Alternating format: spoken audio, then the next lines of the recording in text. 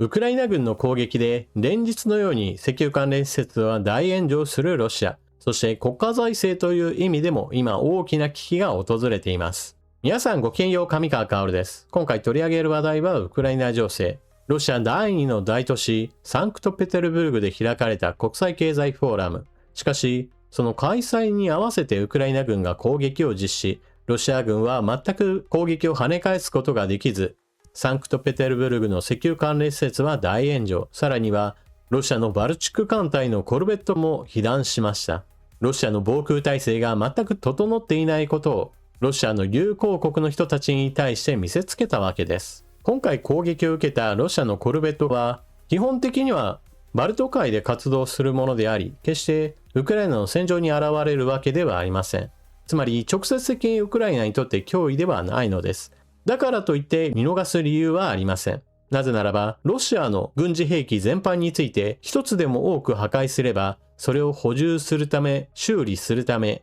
必ず大きなお金が動くこととなり、限られた国家予算の中から、ウクライナ侵略に回せるお金を少しでも減らすことができるからです。今回攻撃に成功したのはウクライナ軍のドローンが2機。その2機が攻撃を行って上部構造にかなりの被害を与えた模様です。このことに関しては何かの憶測というわけではありません。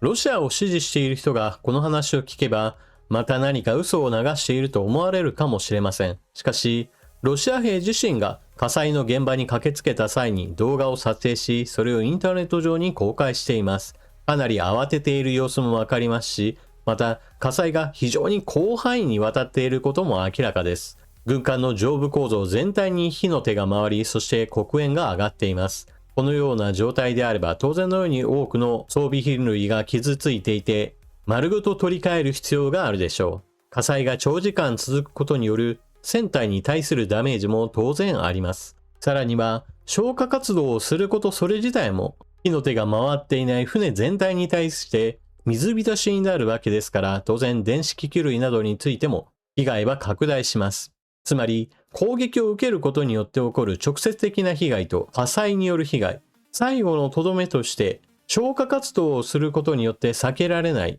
水浸しになるというこの問題、もう合わせ技によってこの船そのものに凄まじい打撃が入るわけです。修復するのはそれこそ新しい船を作るのと大して変わらないぐらいの費用やお金がかかる可能性は十分にあります。たった2機のドローンが攻撃することによって軍艦という非常に大型の兵器が致命的な打撃を受けたわけです。また現在のロシアの造船業全般において今労働者不足といったものが発生しており、決して軍艦の修復も順調に進むということは考えられない状態だそうです。そのため大きな費用とともに年月としても最低でも5年は修復にかかるのではないかと見積もられています。一方で今回サンクトペテルブルグの石油関連施設と軍艦が攻撃を受けたわけですが、これをもって私はサンクトペテルブルグの防御は全く固められていない、守りが薄い状態であると解説を行っています。この見方に対して、いやいや、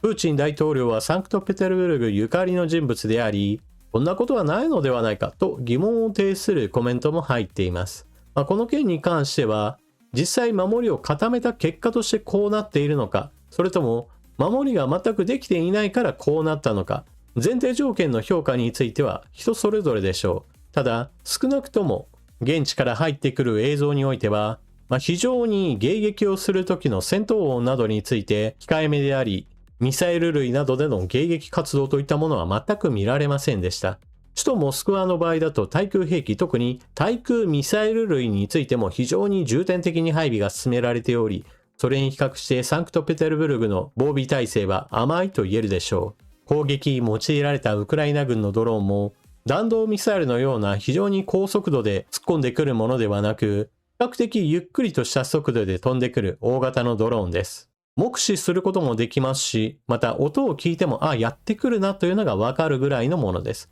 そうしたものが迎撃できていないのは準備ができていないからに他ならないと私は考えています。そしてウクライナ軍の遠距離攻撃、ドローンの生産数の増加に伴ってロシア各地に対する攻撃もさらに質量ともに増大しています。それに伴って今、ロシア国内における燃料危機もじわじわと悪化状況が拡大しています。前回の解説動画では、地方部における燃料危機だけではなく、首都モスクワ周辺でも販売規制が始まり、今回の動画でも取り上げたロシア第2の都市サンクトペテルブルクでも販売規制が始まったというニュースが入っていました。ところが今日のニュースでも販売規制を行っている地域が20カ所にも拡大しているにもかかわらず、ロシア政府は燃料供給状況は安定しているんだという発信を繰り返しています。そのように情報発信する理由というのは、販売規制は行っているが、しかし燃料を全く入手できなくなっているわけではないというのが、このように発信を続ける理由だとしています。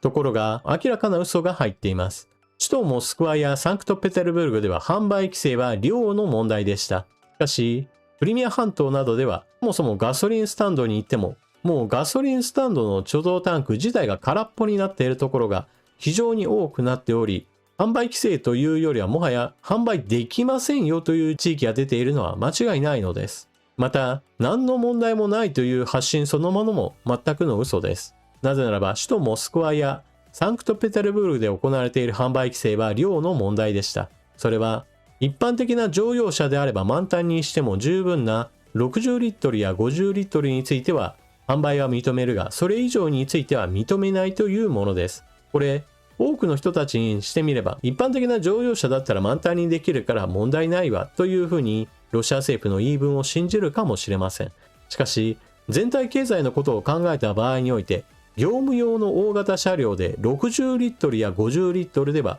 長距離運転に支障が出ます。何の問題もないと言っていても、実際には経済には悪影響は間違いなく出てくるのです。さらには、こうした嘘についての情報規制といったものも強化しています。例えば、ガソリンを運んでいる車などがどこにあるのかについて情報をインターネットで投稿すると、それを理由として犯罪者として捕まえるというのです。罪状としては、ロシア国内法における刑法第281条、破壊工作幇助というようなこととなっているそうです。一体何が破壊工作の幇助かといえば、燃料を運んでいる車が今どこにあるかをインターネット上に投稿すると、それを元にしてウクライナ軍が攻撃してくる。つまり、ウクライナの助けになるじゃないか。そんなことをするなというわけです。この問題は特にクリミア半島においては、かなり影響をもたらします。なぜならば、先ほども述べたように、どこのガソリンスタンドにも燃料がないわけですから、燃料を運んでいる車を追いかければ、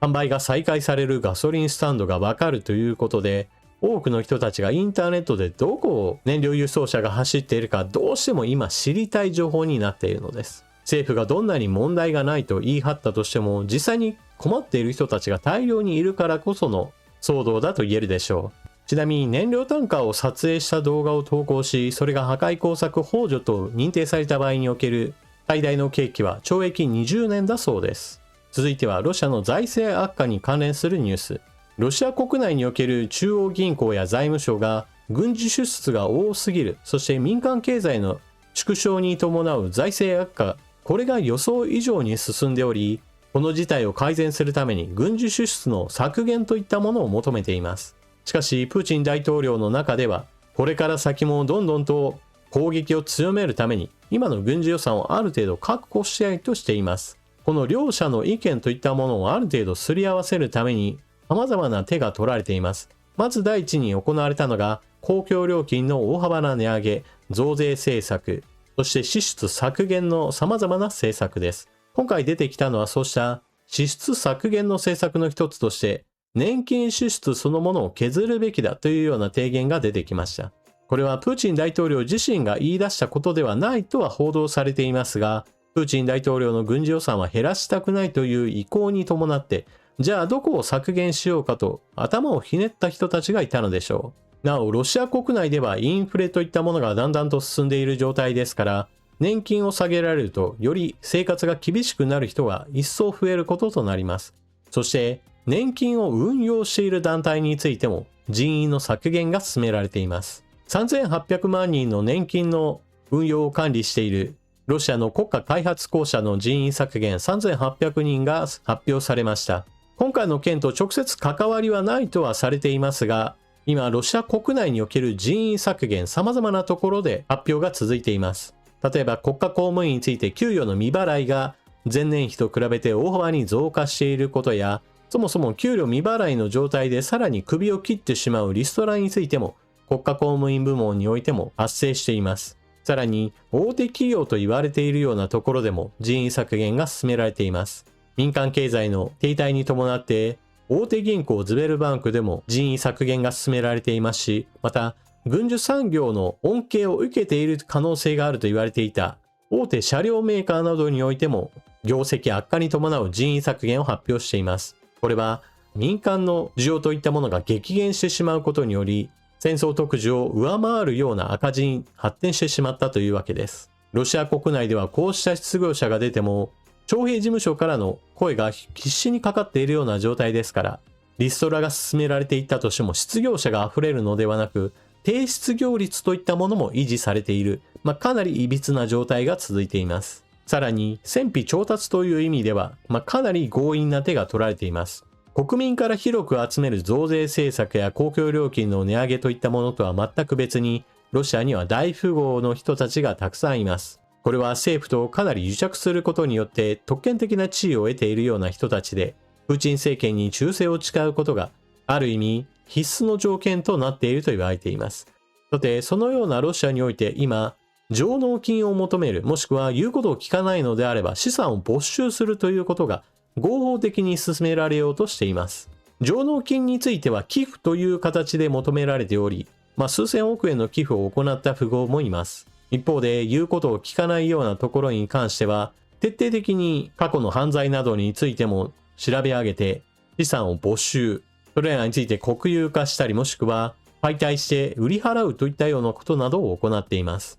ロシア国内における富豪というのは、あくまでもプーチン政権の意向に沿って存在するもので、プーチン大統領が金が欲しいといえば金を出さなければ生き残ることはできないという、これもまたいかにも独裁者の支配する国だなと思えるような状態です。この件に関しては、ブルームバーグ通信がプーチン大統領は資産国有化の手続きを中止することを拒否したというような形で記事が流れていました。現在ロシア国内における国家財政のことを考えると、非常に大金を保有している資産家たちを従来は見逃していたような罪についても重罪として摘発することによって合法的に資産を没収することができるということなので、プーチン大統領にとっては金を生み出す新たな金策の一つとして捉えているのかもしれません。もちろん厳正に言えば法律を違反をしているということもあって捕まえることはたやすいのでしょう。ただし従来は政権との癒着があって、そうした違法行為についてもある程度黙認されていた可能性があり、どっちが悪いかではなくて、もともとみんな悪い連中のつながりだったのでしょう。最後にこうしたロシア本国の話から離れて、ウクライナの戦況の最新情報も取り上げておきましょう。一部地域ではあるものの、戦争研究所は状況変わったところがあると指摘しています。それが東部戦線です。従来戦争研究所は南部戦線における戦いにおいて、ウクライナ軍が領土奪還を着実に進めていることを指摘していました。南部ザポリージャ州においては、ロシア軍の敗走といったものがちょこちょこと見られ、それに伴ってロシア軍に占領されていた集落などを解放し続けているのです。一方において、プーチン大統領が最も攻勢に力をかけていたと考えられるのが東部戦線です。ドンバス地方を何としてでも攻略せよと言明したとされており、その分だけ東部戦線には手厚い支援が入っていたと見られているのです。しかし、その東部戦線においても、ウクライナ軍が攻撃を撃退し、逆に反撃を行ったというのです。東部戦線の主な要衝の一つ、リマン。この町は以前、ウクライナ軍が反撃をして取り返したところなのですが、その後もリマン周辺における戦いで一進一退の状態が続いていました。ここ最近の情勢の変化に伴って、ウクライナ軍の反撃もより効果的になったのでしょう。リマン方面におけるロシア軍の攻勢は挫折した状態となり、逆に攻め疲れたロシア軍が反撃を受けて後退するという場面が発生しているというのです。南部戦線の場合だと、兵隊に対する攻撃が激化して、補給物資が少し滞っているという問題があります。一方で東部戦線においてはそうした兵隊に対する攻撃はそれほど激化していないことから、本来であればロシア軍はそれほど脆いわけではないはずです。しかしこうして現に反撃がうまくいっているということは、ロシア軍全域において兵士不足などが発生していることは十分考えられるわけです。ロシア軍の死傷者数は月間で3万人から3万5千人。一方で志願する兵は2万から2万5千人。このギャップというものが、時間の経過に伴ってロシア軍の陣容を少しずつ削り取っているというわけです。また、ウクライナ軍の攻撃はどんどんとドローンを主体とした一人一人の兵士の命を奪うような、かなり確実性の高いものとなっており、前線におけるロシア軍の死傷者の割合は、亡くなる人の割合が6割程度に及び、すでに負傷者よりも亡くなる人の方が多いという、通常ではありえないような新しい戦場の姿を見せています。ちなみに状況の好転に伴って、親ロシア派の人たちにとっては、かなり見るのが辛いような動画になっているようで、動画につく親ロシア派のコメントなどを見ると、かなり興奮気味のコメントが見られます。そうしたコメントを見ることによって、あちら側の人たちはこういう考え方をしているんだというのを身近に感じることができるので、ぜひとも見物していってください。それでは動画を最後までご視聴いただきありがとうございました。チャンネル登録していない方はぜひともチャンネル登録をよろしくお願いします。そして動画を見終わったら評価ボタンのクリックと、あなたの感想コメントをぜひともよろしくお願いします。また他の人にこのチャンネルの動画をお勧めしたりすることもぜひともよろしくお願いします。それでは次の動画でまたお目にかかりましょう。またね。